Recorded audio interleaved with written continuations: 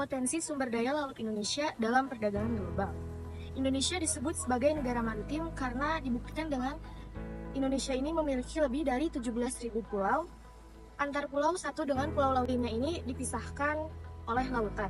Indonesia memiliki potensi maritim yang sangat besar dan sangat penting. Kepulauannya yang luas dan garis pantai yang panjang, negara ini memiliki sumber daya kelautan yang sangat melimpah, seperti kekayaan hayati, sumber daya energi, dan potensi pariwisata.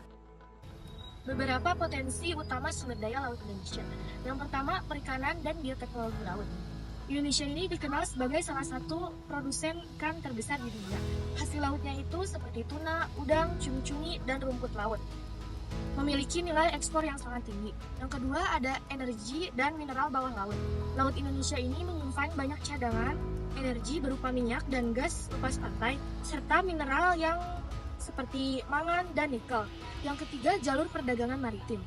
Indonesia terletak di antara dua samudra, yaitu Hindia dan Pasifik, serta dua benua, Asia dan Australia, menjadikannya jalur strategis bagi perdagangan global.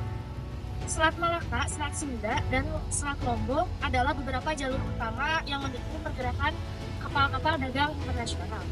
Yang keempat, ada ekowisata dan pariwisata bahari. Keindahan alam bawah laut Indonesia seperti di Raja Ampat, Bunaken, dan Labuan Bajo telah menarik wisatawan internasional. Yang kelima, ada potensi aquaculture. Budidaya ikan dan rumput laut adalah salah satu sektor yang terus berkembang. Adanya dukungan teknologi modern di Indonesia dapat meningkatkan potensi aquaculture untuk memenuhi permintaan pasar global, terutama di negara-negara yang sudah maju.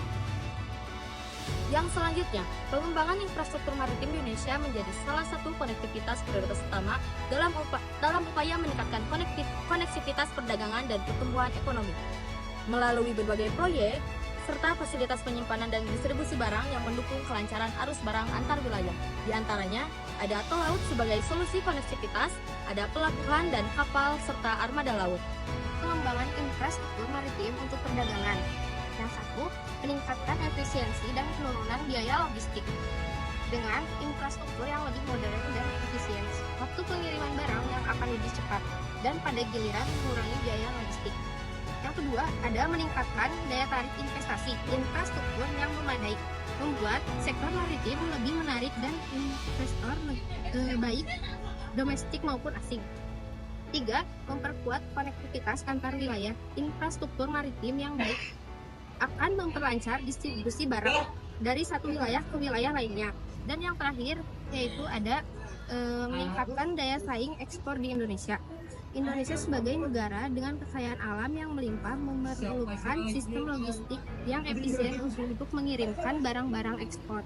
Pengembangan pelabuhan. Pembangunan infrastruktur maritim tidak dapat dipisahkan dari integrasi dengan moda transportasi darat dan udara. Untuk mencapai konektivitas yang efektif, diperlukan sinergi antara berbagai jenis transportasi agar dapat mendukung mobilitas barang seperti keseluruhan. Hal ini termasuk pembaikan jaringan transportasi darat yang menghubungkan pelabuhan dengan pusat-pusat distribusi.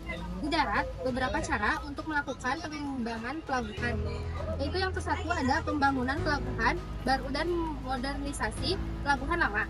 Yang kedua, ada fasilitas bongkar muat dan penyimpanan barang. Dan yang terakhir, ada nomor 3, yaitu digitalisasi dan teknologi pelabuhan. Kebijakan dan regulasi untuk meningkatkan daya saing perdagangan laut Indonesia. Menurut Menko Maritim dan Investasi, bahwa untuk mewujudkan cita-cita Indonesia menjadi poros maritim dunia diperlukan kebijakan yang koheren dari atas hingga sampai bawah, dari mulai kementerian sampai lembaga-lembaga terbawah. Ada salah satu kebijakan, yaitu kebijakan rencana aksi dalam kelautan Indonesia pada tahun 2016 sampai 2019. Kebijakan ini dibuat untuk membentuk dari atas sampai bawah bahwa kebijakan yang dibuat ini harus sesuai dengan apa yang direncanakan oleh Presiden. Di sini kami mengambil dari masa Presiden Jokowi. Diperlukannya pelaksanaan program dan kegiatan kelautan sesuai dengan target pembangunan nasional.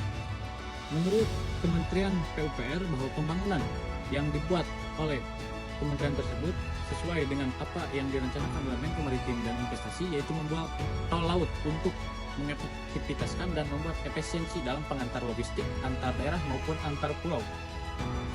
Selanjutnya ada dalam pasal 1 yaitu ayat 2 rencana aksi yang ditetapkan untuk 5 tahun, yakni periode 2021 sampai dengan 2025. Kemudian dalam pasal 3 rencana aksi kebijakan kelautan Indonesia berfungsi sebagai pedoman bagi kementerian lembaga pemerintah daerah untuk melakukan perencanaan dan pelaksanaan. Yang kedua, sebagai acuan bagi masyarakat dan pelaku usaha untuk ikut serta dalam melaksanakan pembangunan kelautan menuju poros maritim dunia.